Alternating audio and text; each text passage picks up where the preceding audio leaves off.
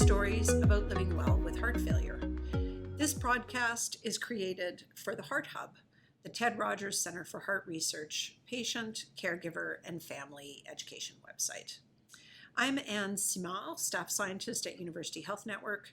I'm also the daughter of a parent living with heart failure. Today is our third conversation with Kyle. For those of you who perhaps listened earlier, I'll give you a brief recap of our last two conversations, but I would really encourage everyone to listen in. So Kyle, you were born with a heart murmur, but with very few impacts in your early years.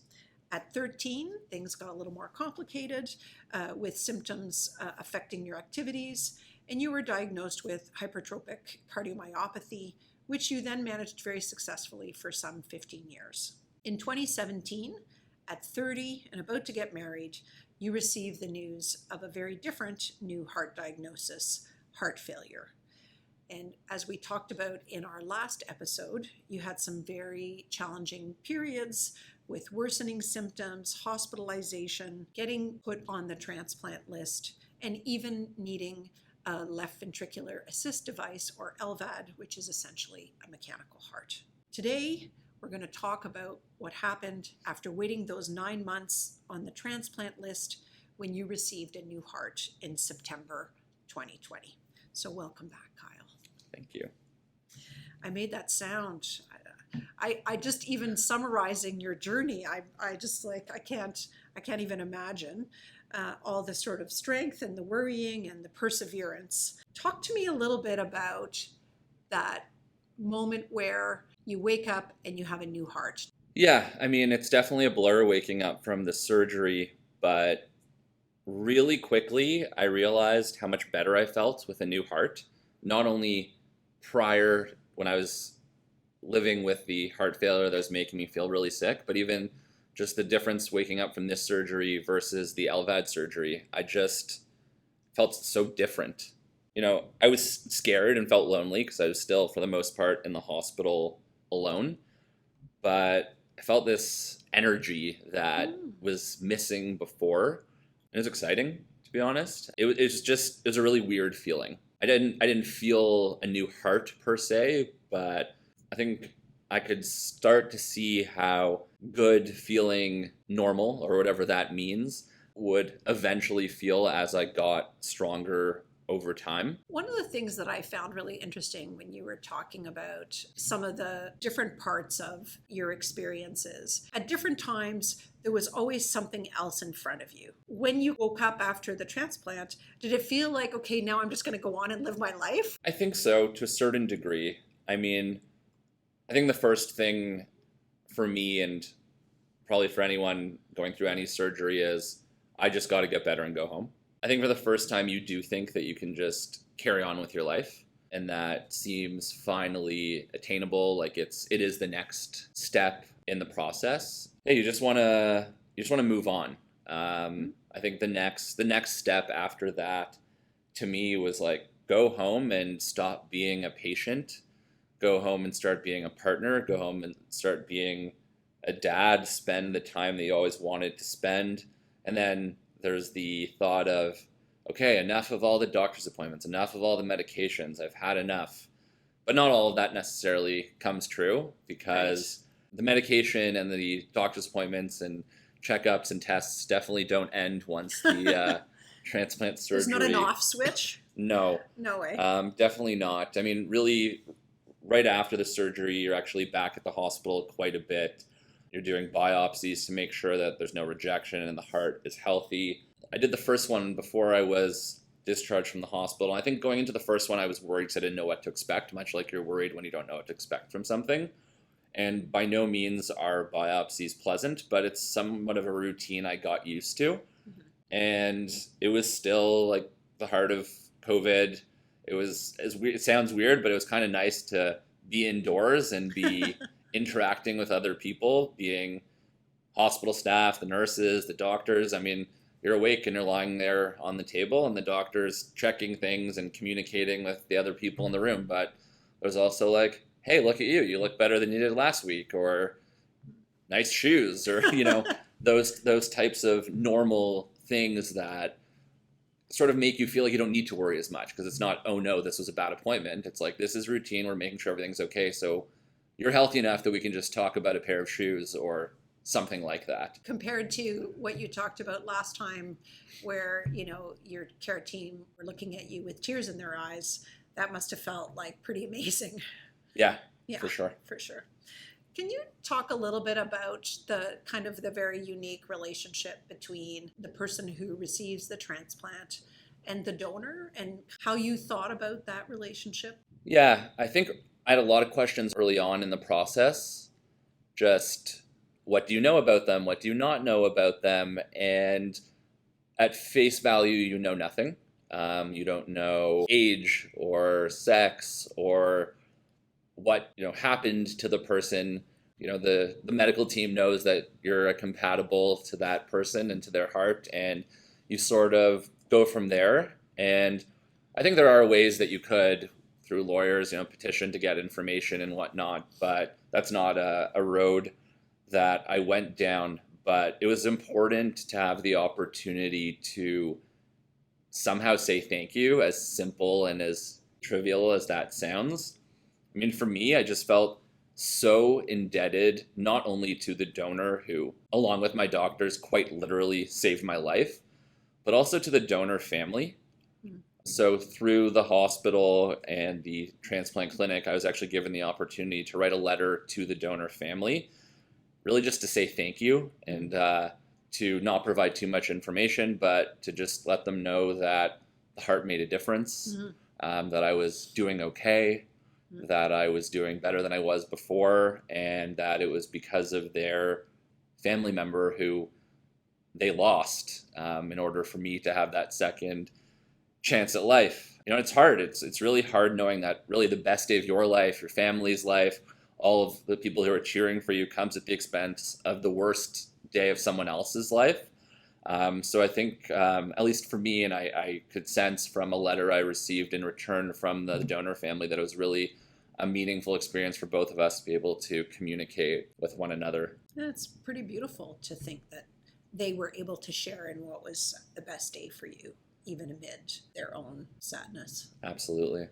Have you talked to other people about organ donation? Do you kind of share with people that you meet that you're a transplant recipient? So I don't wear the fact that I'm an organ donor recipient on my sleeve, and it's not something I talk about all the time, but it's something I have talked about high level with family and friends. I imagine some have put some more thought into it after the experience that I went through. And I don't ever really want to be pushy, but it is my belief that many people haven't really put much thought into it at all, and don't even really know someone who has benefited from a transplant. So I definitely think it's important, and I do think I have somewhat of a responsibility to talk about it and to encourage people in the right way to consider signing up to be an organ donor. For me, the right way to do that was I sent out an email campaign to friends and family who already knew what was going on with me, so they wouldn't have been surprised to receive an email. And it was actually really easy to set up a campaign through beadonor.ca. And I really just wanted to create awareness of organ donation and how much of a need there is for it. It's really important for people to understand how many people can potentially benefit when one signs up to be an organ donor. Yeah, and certainly here at UHN we have one. It is Canada's largest organ transplant program, and even with heart transplants, although the numbers went down during COVID, it's still 30 to 40 patients per year. So there's, for people who are thinking about organ donation or who want to think about how do I even have that conversation, there's a lot of good resources about that. Yeah, I just think it's one of those things that people should talk about and should at least think about, just like it's important to have a will. Yeah. No, and I think imagining your friends, family, people who know you, like, it would be powerful to come from you, even if they may not choose to do so, but just to really reflect and to kind of consider, because I think that's all we can ask. Everybody has to make the right choice for themselves. Yeah, and I do think, at least for the most part for me, that it's okay for it to be a private decision. I've never asked anyone to come back to me and say, hey, I signed up, or for people to say, let me know if you're an organ donor already. Some people chose to. Some people said, your story has inspired me and I did go and do it. Some people said, I've been one since I could because it's the right thing to do and everyone should. And that's great. That's their opinion. But I think just providing people with the right information and tools to do so is really helping them in the process. Putting it on their radar is something that they should think about. Yeah, for sure. So today we are about 20 months since your transplant. Am I right? Do you count the days? I think I've stopped. I've stopped the counting, but there were milestones throughout the way. You know, obviously, like most things, you know, there's 1 month, maybe then there's 6 months. 1 year was obviously a big deal. We did have a bit of a family celebration, which was nice, and I think it's probably something we'll celebrate on a yearly basis moving forward. That's exciting. And how are you feeling? How are you managing it all? I mean, just like anything, there's ups and downs. I'd say post-surgery, I did not have any difficulty with medications, which I know a lot of people report that they do. I had that later on in the process. I came off some medications a bit later and tried some medications that I didn't respond well to. So, you know, just like any recovery from anything, there's the good days and the bad and the easier days and the harder. But for the most part, things are headed in the right direction. And for sure, looking back at where I was from even the day I got home from the hospital after the transplant, just the amount that I've been able to do at home with my son, with my wife, with the rest of my family, there's just such a dramatic change. I mean, other than the bad days, for the most part, you're a normal person, whatever normal means. But in my mind, I'm able to do what a normal person should be able to do in terms of health. And I think that's where you want to be. That's always that's the real goalpost for what you're striving towards, is just getting to a point where you can see someone else do something and just be like, yeah, of course I can do that. And have you surprised yourself, like in those moments of I'm there? Is there something that's emerged as you've come into yourself again, being a healthy person and being able to do the things you want? I think two things that like stand out to me as things I was able to accomplish that I paused for a moment after when I did it the first time. I was like, that's kind of cool. Sounds like nothing for people who can do it all the time, but I think first time going from like my basement to my top floor and not being out of breath, I was just like, cool. That's a victory. You know, that's big. I could not do that before. There was a point where I couldn't make it up a flight of stairs. Mm-hmm. And then the first time, I think my son ran from our backyard and was running towards the street, and parent mode went in and adrenaline went in, and I just got up and started running and ran after him. He somehow knew to stop right at the curb, but just knowing that I was able to physically do that and would have been able to probably stop him was also a big win. A lot of it surrounds him, but even being able to carry his weight and get him from the car up the stairs into his bedroom if he's fallen asleep in the car. Those little things that a lot of people take for granted, that are things I were completely out of the realm of a possibility for me at one point. Being able to do that is definitely a huge win and something that I think about a lot. Yeah, and it's all those beautiful little things that give you meaning, right? But also like being able to be a parent and get there to prevent Max from running into the street, or, you know, carrying him into the house and being present in a different way that I suspect when you were really sick, like it must have been, you know, when you were in your bathroom or you were sick or lying in bed and not being able to even walk around the room, even with a walker. It's a whole other version of you. And it must feel like the real you, or it must feel powerful. Yeah, I mean, there's definitely struggles. And on the days that are tough, it does bring back a flood of memories of what it was like. And you start to think to yourself, am I not going to be able to do that again? I think that comes with the trauma of going through this entire experience. You know, you fear reverting back to the way things once were. And I think a lot of what you're left with once your body has got to a point where it's healed and is becoming more capable is what's going on inside of your head. That emotional side. Yeah, I think, you know, something that I struggle with is thinking about what my wife and family had to give up for me. I think about it all the time. Mm-hmm. I think about it on good days where no one had to do anything for me. Think about it on bad days where I do need a little bit of extra help. It sort of brings back all those memories. And, I know that I'm really lucky to have a strong wife who was an amazing caregiver and made everything look easy and feel normal. But I definitely still feel bad and I live with guilt. And I think, at least in the short term, I'm going to continue to live with that guilt because it's a large chunk of time out of your life where things have to change. And that's just the reality. I mean, I'm sure for her, she would never hesitate to do it again. But it's understandable that you would feel that way because you also know how it drained you. So I can imagine you think about how it drained her and those around you. Yeah, for sure. And I think you get over the realities of what it is physically, but there's always going to be something that reminds you that you are still someone who is living and is still a heart patient. Yeah. And it's a really hard thing to outgrow. And for me, that's something that I've come to understand over time. It's like, for sure, I'm super lucky and I have gotten the second chance at life. And I'm grateful to be a heart transplant recipient, but I am always going to live with the transplant.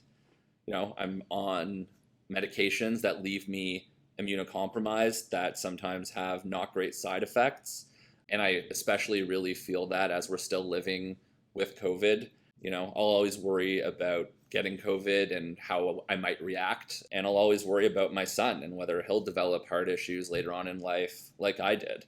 So, while there's so much to be thankful for, look forward to, and to appreciate on a daily basis, to me, I'll never be able to escape the realities of what it means to be a heart patient and to live with congenital heart disease. Is there anything that's helped you deal with that more emotional side of your journey and managing this condition? I think taking the time to acknowledge it in the first place is really important. And that took time to get there. Yeah. It's not like you right away get over the physical things, or as you're dealing with the physical things, have the peace of mind and clarity to get to that point. So, there's really great resources. There's professionals you can talk to, talking to family, just sorting out in your mind what you're thinking and feeling and what it actually means, and understanding again, like, you are not alone, and a lot of people who have gone through similar things to you do live and feel the same way, and then just finding ways to stay positive and remind yourself that everyone fought alongside you to get you to where you are today. And that definitely helps a bit with the guilt part for sure. And then just putting yourself in a position where you're comfortable with the unknown, which is always uncomfortable. Yeah, you keep going, right? Exactly. You keep going and you keep taking on new challenges too. I think it's exciting to think about as you've approached all of what's happened to you.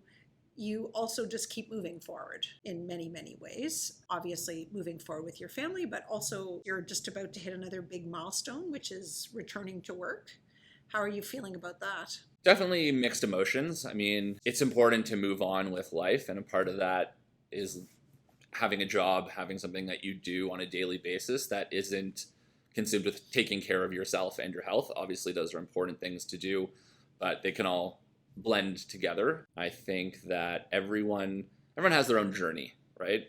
There are people who go back quite soon after transplant. There's people who go back 1 year, 2 years. It's whatever is right. For me, throughout the process, I've continued to consult with my doctors on what the right timing is based on a number of factors, including not feeling well from medications. And we've decided that now is a stable time.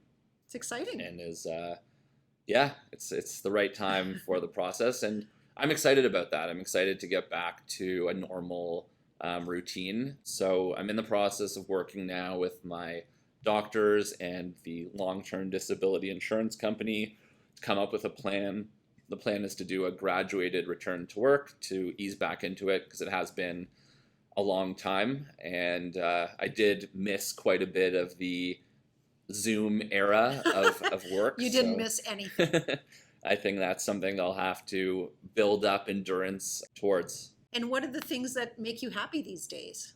Oh man, I mean, it's just the simple things in life.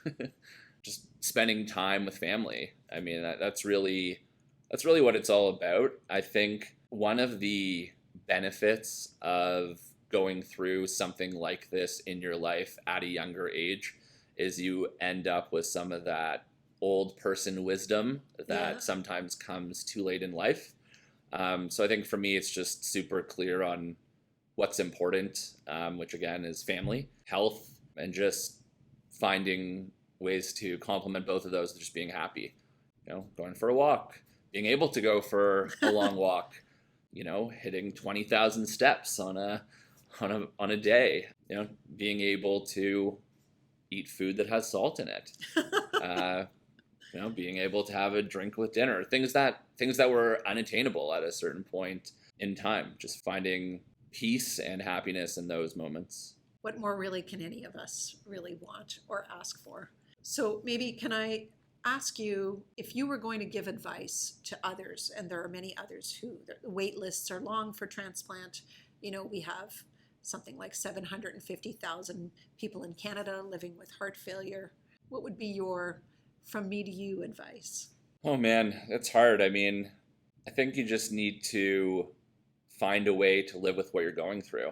Find a way to find strength, and whether that is in yourself, in your family, your friends, if you're finding it from your care team, just find the strength to fight another day. I've been saying this throughout my entire journey, but I especially feel it today. But I consider myself lucky, which some people are like 35 years old and we just went through this whole story. Like, what about that? Sounds lucky, but to me, I know what's important in life. I already know how much I can overcome. I know I have a supportive family. I know who my friends are, and I consider myself just lucky to be living in Canada, have access to Toronto General Hospital, and to have lived through this with incredible medical care.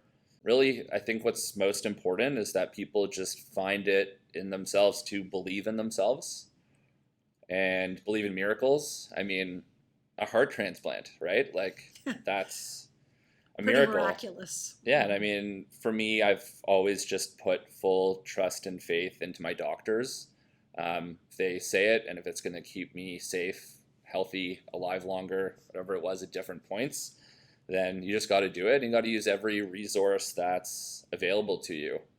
As I said before, I think there's so many resources available to people today, definitely more than there were 30 years ago, and use them. I mean, search them out and read everything you can and listen to everything you can, watch everything you can, as long as it's from a reputable source that's providing the right information. But I would say just don't sit alone in your thoughts and feelings, because at the end of the day, you're not alone. There's tons of people who have lived through what you're going through, who have supported people who are going through what you're going through, and you might be able to find inspiration in what they've gone through to help you, have the energy to fight to the next day. As I suspect you will be an inspiration for many people who listen. Thank you. So thank you. I can't, I don't know, I can't find the words to say how much I appreciate you talking about how you got here today, all the things that you've been through, but also your strength of message about focus on the right things. And really it's about living life and living it well, and doing so with the people you love around you. Thank you for giving your whole heart and speaking from the heart and sharing your story with us, Kyle. For sure. Thank you, Anne, for this opportunity. Telling my story honestly means the world to me. Being able to share it with others, hoping that one day my son will listen to this and learn about my journey from hearing the podcast versus memories from what he lived through as a little guy. And in some small way, I hope that something I said here will be a part of someone else's guide to their success. I'm sure it will. And if you who are listening have problems with your heart function or know somebody who's been diagnosed with heart failure, please visit the website to get more information. And please make sure that you listen to the first two episodes of our podcast with Kyle. If you are interested in learning more about organ donation in Ontario, please visit beadonor.ca. As Kyle mentioned earlier, you can get lots of information there online. And you might also want to listen to the podcast Living Transplant, which is a podcast from the Ajmira Transplant Center and the Center for Living Organ Donation, where they also talk to many different kinds of donors, not only heart, like Kyle, about their experiences, and they also speak with recipients as well as donor families and pioneers in the field. So from us, from Kyle and myself, thank you for listening. Please stay healthy, stay well, and again, Kyle, all of our thanks to you.